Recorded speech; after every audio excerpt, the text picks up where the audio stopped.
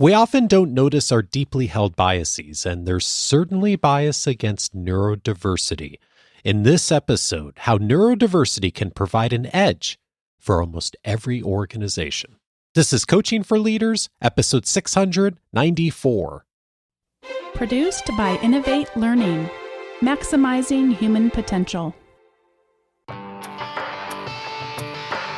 Greetings to you from Orange County, California. This is Coaching for Leaders, and I'm your host, Dave Stachowiak. Leaders aren't born, they're made. And this weekly show helps you discover leadership wisdom through insightful conversations. Today, a conversation about neurodiversity. Sometimes we think about neurodiversity as a challenge, and yet neurodiversity, like so many aspects of diversity, is an incredible opportunity for us, for our organizations, for our teams, and for so many of the people that we serve. Changing our mindset can help us to be able to embrace so many of the strengths that neurodiversity brings into our organizations. And I'm so glad today to welcome an expert, Maureen Dunne. She is a cognitive scientist, neurodiversity expert, global keynote speaker, board director, and business leader with over 2 decades of experience helping organizations build thriving cultures. She has served as a senior advisor to some of the world's top organizations, including the Lego Foundation, Cornell University, and to members of Congress. She is the author of The Neurodiversity Edge, the essential guide to embracing autism, ADHD, dyslexia, and other neurological differences for any organization. Maureen, what a pleasure to have you on. Hi, Dave. Yeah, it's a pleasure to be here. I'm excited to talk to you. Oh, me too. I was thinking about neurodiversity and your work and how some of our most harmful biases that we have, both as individuals and as organizations and in our society, are the ones that we don't even recognize or ever think about. And I was struck by an example you give early in the book of how almost all of us tend to think about maps and the globe when we look at a picture or a globe of Earth, that north is up. And yet it isn't necessarily quote unquote true, is it? Yeah, I think there's so many unexamined assumptions in our daily lives, and we never really even think about it, but there's so many things that we just accept as the correct reality and don't think more about, well, that there could be value to seeing things outside that lens or from a different lens. And it was funny, after the book came out, and I wrote that part, as you mentioned, and it was published.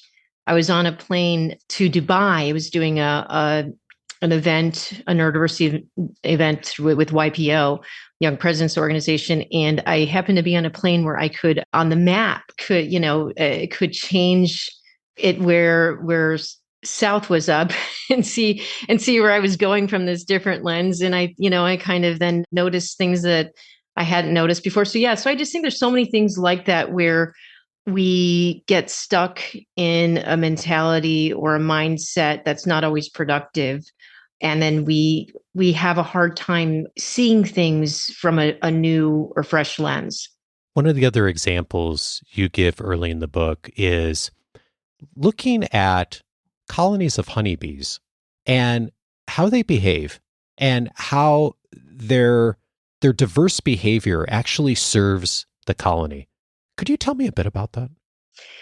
Yeah, it's pretty fascinating. So there's researchers. I mean, I'm not a bee expert myself, but there's researchers that study the behavior of honeybees. And one thing that's well known is that there is basically their most important social phenomena is the waggle dance. Okay, it's this figure 8 dance, and it's performed to share information with other members of the colony, to communicate where already known sources of pollen are. So it's very important to the honeybee colony. But there's about a fifth of the bees that don't follow the waggle dance, that seem to be randomly flying off into different directions. And if you could see that mistakenly from what we'd call a deficit-based perspective and just say, okay, well, 1 out of 5 Bs are failures. They're not following the waggle dance. Why are they not following the waggle dance? We should try to force them to follow the waggle dance. But it turns out then others that have been examining this more closely that there's advantages to the behavior of these divergent Bs, that they're apparently responsible for disproportionately discovering new sources of pollen that benefit the entire hive community. And so I think sometimes we get so caught up in examining value at the individual level that we could fail as well. When you apply this back to our own organizations and to humans, we could fail to see things from a community perspective or an organizational perspective of the different roles and different types of contributions that individuals could have. And so from a strength-based perspective, then even though 1 out of 5 Bs are doing things differently, it's a huge contribution that benefits the entire hive. And yet in so many organizations, we look at that 20% and we label that as problematic, or we need to work around that as a quote unquote problem. And you made a really big distinction there between individual level traits and community level traits. I think there's something significant in that distinction. What is it that is significant?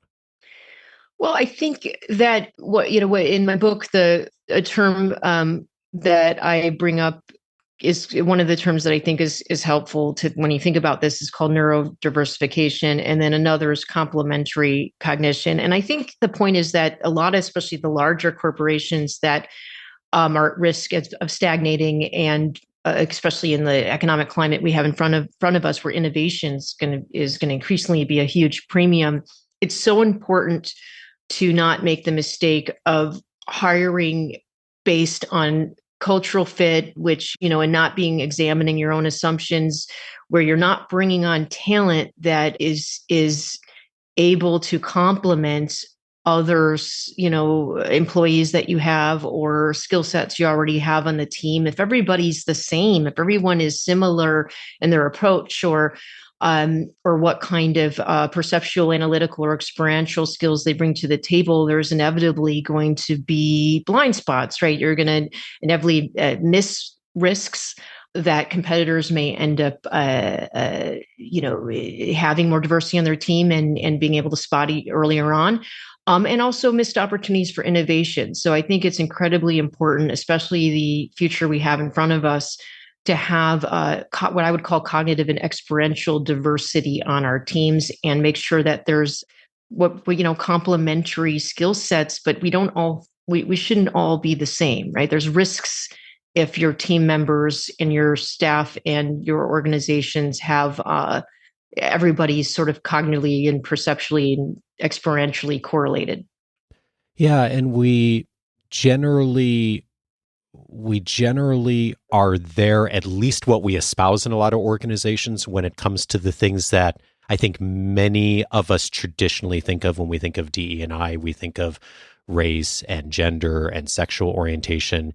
And yet neurodivergence is something that a lot of us who are more neurotypical don't necessarily think about as much. I'm just speaking for myself. Like, some of this language is newer for me, and I know for some of the folks in our listening community. I'm wondering if you could perhaps define, like, when we think about the term neurodivergence, what does that mean? Sure. Yeah. So neurodiversity is a strength-based concept, and it's an umbrella term to really describe all the different and unique ways that people's brains work. And if someone says they're neurodivergent, that means that that person has a brain that works differently from the neuronormative majority. So that could be autism, that could be ADHD, that could be dyslexia, dyspraxia, synesthesia, hyperlexia. There's a lot of examples that fit under the neurodiversity umbrella. But yeah, generally speaking, though, it just is, someone who has a brain that works differently from the what we would call the neuronormative majority.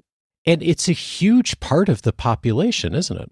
Yeah, I think a lot of people don't realize just the scale of neurodiversity. So we know at minimum It's documented at 15 to 20% of the global population. There's a lot of reasons to believe that the numbers are actually a lot higher. There's also an interesting study. We're all sort of trying to make sense of where over 50% of Gen Zers have reported to identify under the neurodiversity umbrella, either as being definitely neurodivergent or somewhat neurodivergent. So a lot of the younger generations are embracing their differences a lot more than we've seen, I guess, in the past, and that's something also employers should take note of. Yeah, and it's really interesting how, as a society, I think for some reason, we don't often think about neurodiversity in the same lens that I think we think of a lot of the other DE&I aspects. And one of the quotes that really struck with me from the book is you write, "The legacy framework for understanding neurodivergent people is generally known as the deficit-based perspective, or the medical deficit model, which still dominates how most people view neurodivergence at all levels of culture today." And I was struck that there's a study in the UK you cite in the book. A 2020 survey of UK employers revealed that a shocking 50% openly admitted that they would not hire a neurodivergent job seeker.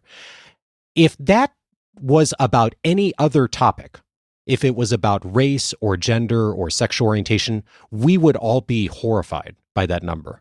And yet it's fascinating how, like, we don't think in our society, we don't think about neurodivergence in the same lens, do we?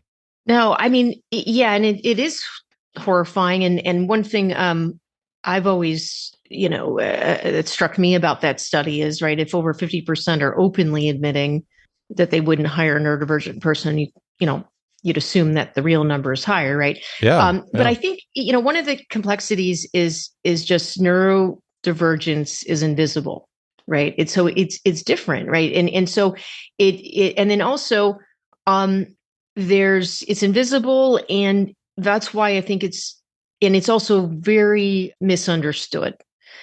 And I think a lot of employers, there's a D&I perspective, but there's also just the talent acquisition perspective. Like you should want diverse, a diverse team. You should, and then that gets into trying to redefine or re-examine assumptions about how you've been hiring because it's invisible. It's that much more important that you create healthy organizations and companies that everybody can do their best work, that everybody can thrive, because you need to create the conditions where people feel comfortable even asking for what kind of support they might need to do their best work. It's invisible, so you can't tell who's neurodivergent by looking at them. And I hesitate to mention this next thing because I know for some people in our audience, this is like such an obvious thing, but I know for others, it's not, just to the point we just made of like society has a very different view of this. You write, "Intellectual capability is entirely independent of the presence or absence of a neurodivergent cognitive profile."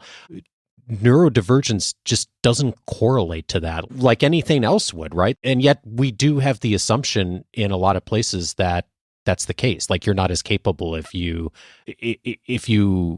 think differently, right? Yeah, I mean, it's I think on the one hand, one of the challenges has been that so many of the examples in the movies and the media, there's been this has been sensationalized in a way where we don't see broad representation, especially in leadership roles. And yet at the same time, because there is a huge stigma, that it's one of my goals, hoping to get people to understand this well enough to see it differently in a more nuanced way. But because there's still some of stigma. There's a lot of high level leaders I know in big corporations, even senior vice presidents, there's or higher, that are neurodivergent but just don't disclose. And so and then you look at our history, right? So many of our innovators and entrepreneurs and trailblazers were clearly neurodivergent or had strong neurodivergent traits. I mean, you think of Einstein, you think of Benjamin Franklin, you think of Thomas Jefferson, you think of, Richard Branson. Obviously, he's very open about his dyslexia, so he's been a huge advocate. But somehow, I think yeah, there's so much more work to be done for people to really understand that neurodivergence is, yeah, it's independent of intellectual capability. That's sort of a separate thing, and there's lots of people that are both gifted and neurodivergent. We call that population twice exceptional. And everybody also, I think it's important to realize that we all have strengths and challenges, right? And a lot of neurodivergent people just may see they might be a little bit more uneven in some of their skills, but there's so many strengths that we sometimes fail to see, and it's important that we include those strengths in our organizations. And we had talked a minute ago about that deficit-based perspective that tends to be the view that a lot of organizations or society have. And you really advocate for a strengths-based approach. What's different about that approach? Well, I think first of all, there's a lot of times when if you're focusing on just the deficits, you fail to see how those same things that are being perceived as deficits could be strengths in a work setting. So like, think about autism, for instance, like one of, from a deficit-based perspective, a lot of autistic people have what we call special interests, right? And restricted interests. Okay. But, that's also results in an intensity and focus that is a very huge advantage, right? If you're an entrepreneur, if you're heading up an innovation center in a company or you're a cybersecurity expert. I mean, there's so many situations where that level of focus and intensity is such an asset, right? That's an uncommon skill that you want on your team, right? And so I think if you fail to see the strength side of that, even in yourself, right, as a neurodivergent person, then you're not going to be able to thrive in the same way. And so when I think in organizations as well, if they assume they're looking at things from a deficit-based perspective and they fail to understand that, okay, this isn't charity, right? But there's a lot of reasons why you should want and really strongly desire to hire neurodivergent people, and seeing that side of it, you're going to miss out on that talent. When I picked up your book, I initially was having one of many thoughts about what we would discuss in this conversation was some of the things about accommodation that I think a lot of people in organizations have at least thought of, even if they haven't done, when thinking about neurodivergency. And I changed my mind on that pretty substantially after reading the book and thinking about it, in that one of the real nudges that I hear you make in your work is that instead of maintaining a list of accommodative practices for, as you say, quirky people, moving the entire organization toward a norm where there's a wide-ranging system of universal accommodations that work for everyone. And I'm wondering if you could tell me a bit about that distinction, because I think oftentimes we do approach, especially from an organization and leadership standpoint, we think about accommodations for one group of people versus of thinking of the entire system. Right. Yeah. And to be clear, accommodations and support is hugely important, but at the same time, we have to, if our organizational cultures don't grow to a point or evolve to a point where there's genuine value, there's genuine valuing of different kinds of minds, we're not going to get to, where we're not going to create organizations where we're maximizing everybody's happiness and productivity in general. And so I guess the difference is, so if you, to the extent that it's possible, if you can follow what we'd call universal design principles, that's going to benefit everyone. And then there's very simple things employers can do that are inexpensive, don't take a lot of time, but could make a huge difference in the productivity and well-being of all your employees. Many which, may be neurodivergent, like just normalizing simple things like, hey, if you'd like to use noise canceling headphones, if you want to make a request to, or an open floor plan is not going to be where you're going to be most productive.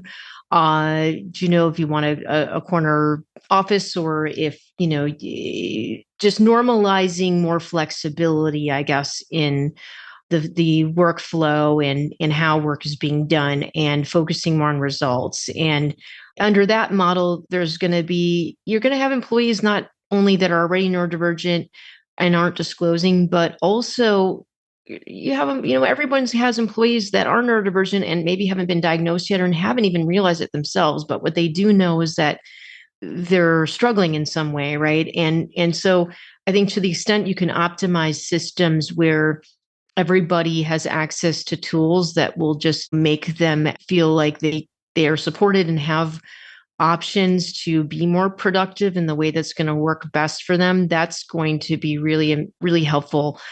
And then, there may be other types of supports or accommodations that might be needed. I mean, it's always a case by case, but I think the most important thing is if organizations can move towards universal design, that's the ideal, because then we're normalizing just the fact that we're all different, and, we all have strengths and weaknesses, and we don't need to be the same. We shouldn't be the same. We bring different things to the table, to our organizations. And it's normalizing that it's okay if someone needs to use, things like headphones or fidget spinners, or just the mentality. I think the mindset with that, I think, is hugely important, especially to make neurodivergent people feel like they are at an organization where they're valued. Yeah, indeed. And the big distinction I'm hearing as you say that is that, yes, this is great for folks who identify as neurodivergent, and it's also great for everyone else too. Like, it's not that yes, the accommodations are important, but it's not just we're just doing this for one type of person in the organization. We're doing this for everybody. And for those who have not thought about that in their organization or have never done something like that, what's an example maybe of like universal design that you have seen an organization start with or do that speaks to that? That's something that really does serve everyone. Yeah, I mean, a classic example of universal design is ramps, right? Where initially it was perceived that, okay, this is for people in wheelchairs, but the idea was, yes, it makes it what's essential for some benefits all. And obviously there's so many examples of people that benefit from the use of ramps, right, that aren't in wheelchairs. You could be, I don't know, a mom using a stroller, or a blind person with a cane, an elderly person. There's just everybody, or just people that for one reason or another, it's just a better experience or easier than stairs. So it's a different kind of example, but that's usually a classic example of universal design at work. I know you support a lot of leaders and organizations and helping them to think about the bigger why, their mindset behind this.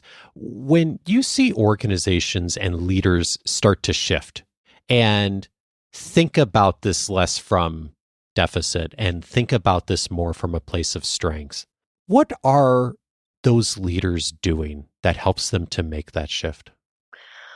Yeah, I think there's a couple things. I think one of them is that they've taken the time to understand neurodiversity in a way that allows them to, in their own organizations, be an advocate and talk about it through a strength-based lens. Most people don't hear all the stories of the strengths of neurodivergent people and why it's important. And so I think if you're in an organization, your CEO is sharing positive stories about the neurodivergent employees or people that he or she knows. I mean, like that changes the culture, right? That starts to, and something I bring in my book is, we don't have time to elaborate here, but it was called the 3 Cs, codification and conduct drives culture. And the idea there is, like, I've worked with organizations, we could change and update policies, right, to make them more neurodivergent friendly. But if the day-to-day conduct and how people behave don't reinforce or are in alignment with the values that company says that they value, then that's going to affect your culture, right? And so I think the greatest successes, I've worked with a lot of companies and organizations, and and directly with the CEOs, and I think having the CEOs on board, like truly on board, really getting it, and being willing to be vocal, right, within their own organizations, that this is something that we value. We value diversity of all kinds, and we are looking to hire and support neurodiversity as well. Like, just that I think has been a really important part of it. And such a big part of getting that support from top leaders is being able to demonstrate, in addition to the important and critical human and values pieces behind this, also the results. And there's a ton of research behind this. What does the research look like as far as organizations and their results when they really move in this direction toward that strengths-based approach? Yeah, well, there's a number of studies that have looked at also just the benefits of diversity more generally speaking. I know there was one with McKinsey, Boston Consulting Group. There's been Deloitte. There's been several studies that have there, but I think in terms of neurodiversity in particular, there's a lot of emerging research now looking at just the productivity of organizations increasing dramatically. Also, there was a JP Morgan and their pilot program with autistic employees. They found they had not only a 99% retention rate in their program, but their autistic employees were 48% faster and 140% more productive. Wow. Than the neurotypical employees hired in the same position.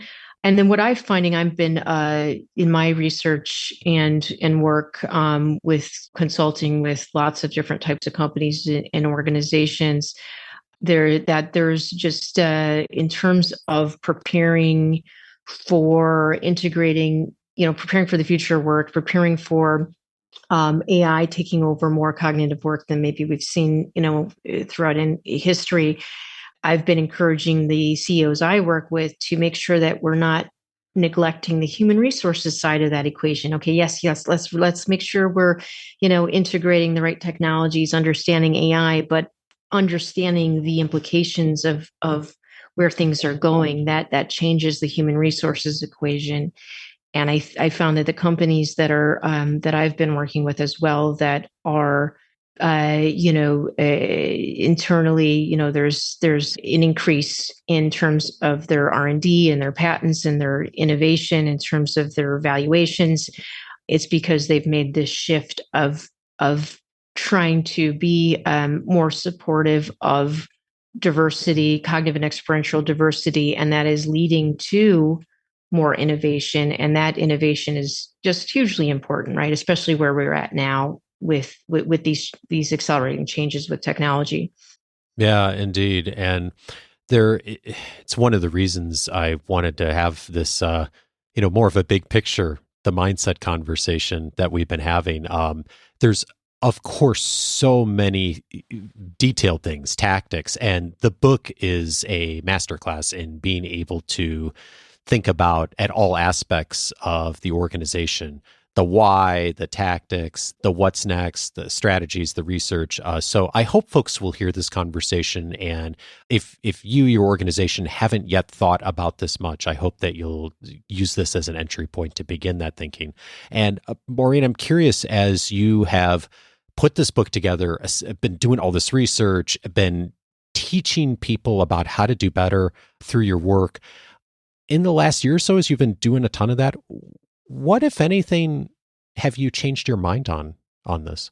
Yeah, it's an interesting question. I think when I've been doing this type of work in neurodiversity for a long time, and I think if we go back some years anyway, I was a little skeptical of things like value statements. Do they really change anything? And it's been interesting to see. I've changed my mind on that for a couple of reasons. So one is I'm the former president of the Illinois Community College Trustees Association, and worked even in that role, worked with a lot of employers, trying to build partnerships with community colleges and employers, those opportunity pathways. And we, as an organization, as a state organization, was the first to approve a neurodiversity inclusion statement across, we had broad support from all of our representatives across the state. And then that actually led to some new legislation. It was a House resolution in the Illinois House of Representatives that was encouraging all the Illinois colleges and universities to adopt a similar strength-based statement, so that, it basically said, like, we value all students, neurodivergent and neurotypical alike. And the original statement included beyond students, like faculty, trustees, staff, just encouraging wider acceptance.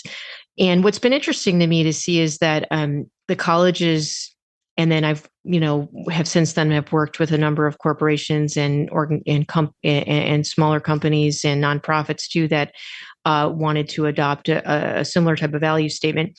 But seeing how getting that buy-in from the board of directors or the board of trustees and the CEO or the president and the cabinet, like at the highest level of leadership, that it actually does change things, or it could. I've seen great examples where that level of buy-in and seeing it, so it's very visible, right?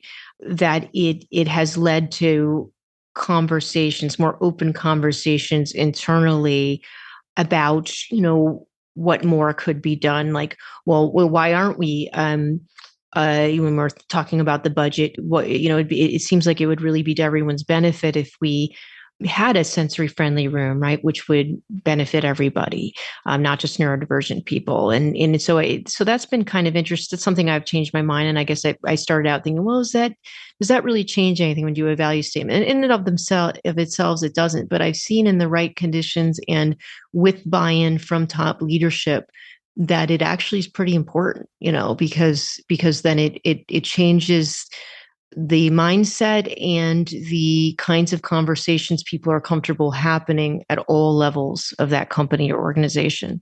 Maureen Dunne is the author of The Neurodiversity Edge, the essential guide to embracing autism, ADHD, dyslexia, and other neurological differences for any organization. Maureen, thank you so much for your time, and thank you so much for your work. Thank you. I'm so glad you invited me, and I enjoyed this. It was a great conversation. Thank you.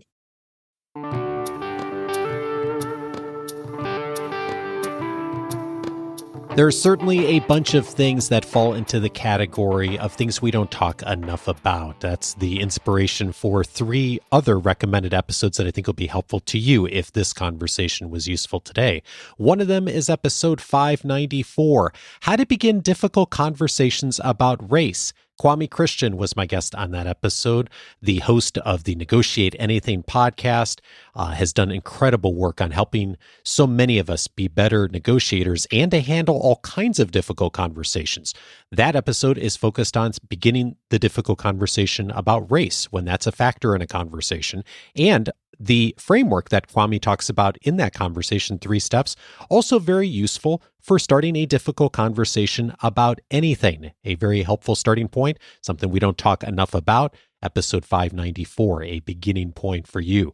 Also recommended, episode 639, Supporting Return to Work After Maternity Leave. Dana Greenberg was my guest on that episode. We talked about her work and expertise and research looking at supporting women in particular in returning to work after a baby and what that looks like, what it looks like for them. And also the thing we don't talk enough about, what it looks like for the manager that is supporting her, what it looks like for the rest of the organization, what it looks like for partners and spouses and so many others who are involved in helping a family to expand, both the professional and the personal side of that. Episode 639, a helpful listen there. And then also recommended is episode 675, How to Be a Better Ally. Lauren Wesley Wilson was my guest on that episode, and we talked about the good intentions almost all of us have of being able to support those in the workplace and in our lives more broadly that are underrepresented, and how do we do a better job at that? And perhaps more importantly, how do we take the good intentions and place them in a place where it actually results in a positive impact? We talked through that in episode 675 and some of the beginning points to actually show up as a better ally. All of those episodes you can find on the coachingforleaders.com website. Many, many years of conversations around not only diversity and inclusion as we're filing this episode under, but so many other topics as well. It's why I'm inviting you to set up your free membership at coachingforleaders.com. It's going to give you access to the entire library of episodes that I've aired since 2011, plus a bunch more inside the free membership. And one of the resources that's available inside the free membership is my book and interview notes. I spent a whole bunch of time preparing for the conversation with Maureen and thinking about what I was going to ask her, also some of the things we didn't have time for in our conversation that I've documented, highlighted from her book, and also many of the books in recent years. And all of those are available in book and interview notes. So when you set up your free membership at coachingforleaders.com, you can go over to the book and interview notes section. You'll see alphabetical, all of the books that have been featured, at least most of them on the podcast in recent years, and the highlights, the key things I found in the books that I think are most critical, my interview notes, again, some of the things that come out in the conversation, some of the things we don't have time for, all of it's there for you as a resource to support your ongoing